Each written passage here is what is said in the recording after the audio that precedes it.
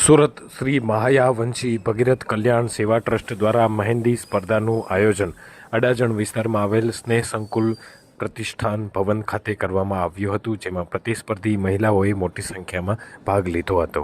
આ સંસ્થાની સ્થાપના ઈસવીસન 2018માં કરવામાં આવી હતી, જેનો મુખ્ય હેતુ સ્ત્રીઓ અને નાના બાળકોને પ્રોત્સાહિત કરી અને સમાજમાં આગળ લાવવાનું કામ રહ્યું છે.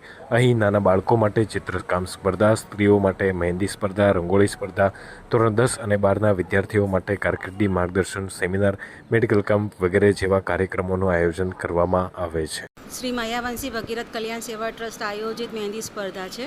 આ બીજી છે અને અમારી સાથે જોડાયેલા તમામ ભાઈઓ બહેનો જેમ કે પ્રીતિબેન સોલંકી અમારા સહયોગી છે.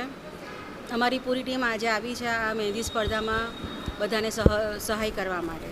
આજે મહેંદી સ્પર્ધામાં 30થી 35 બહેનોએ ભાગ લીધો છે ને આ સંસ્થા હર હંમેશા મહાયાવંશીના તમામ આયોજનો કરતી રહે છે. જેમ કે પહેલાં બાળ સ્પર્ધા લીધી હતી, જે ચિત્ર સ્પર્ધા હતી 2018માં. તેમાં 300થી 70 બાળકો આવ્યા હતા. એ પછી 11, 12, 10 કારકિર્દી આયોજન કર્યું હતું, માર્ગદર્શન કે બાળકોને કરિયર સેમિનાર રાખવામાં આવ્યો હતો. એ પછી આ સંસ્થા દ્વારા રંગોળી સ્પર્ધા રાખવામાં આવી હતી.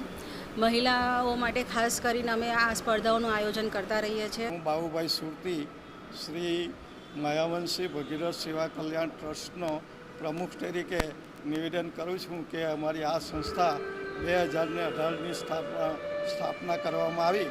ત્યાર પછી સમાજ માટે જુદા જુદા જાતના પ્રોગ્રામો બાળકો તથા મહિલાઓ માટે અમે આપ્યા છે ને અમે એમાં ઘણા સફળતા મેળવી છે.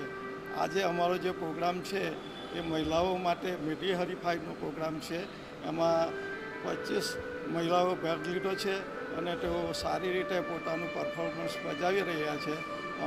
અમે એવું ઈચ્છીએ છીએ કે અમારી સંસ્થા ઉત્તરોત્તર પ્રગતિ કરતી રહે અને શરૂઆતમાં તો અમે લગભગ 3 કે 4 મિત્રો ભેગા થઈને જ આ પ્રોગ્રામ કરતા હતા. તેમાં છાયાબેન આયોજક તરીકે અમે એને બનાવી હતી અને મારા નીતિનભાઈ અને જિજ્ઞેશભાઈ એ મારા મદદગાર મિત્રોએ અત્યાર સુધી સંસ્થાને ચલાવી.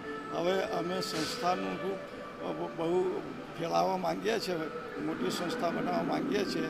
તો અમે એની સ્થાપના નિમિત્તે વિચારીએ છીએ કે ભાઈ હવે આપણે આ સંસ્થાને જે ઉપર લાવવા માટે એને રજિસ્ટ્રેશન કરવા સુધીની વિચારણા અમારી છે.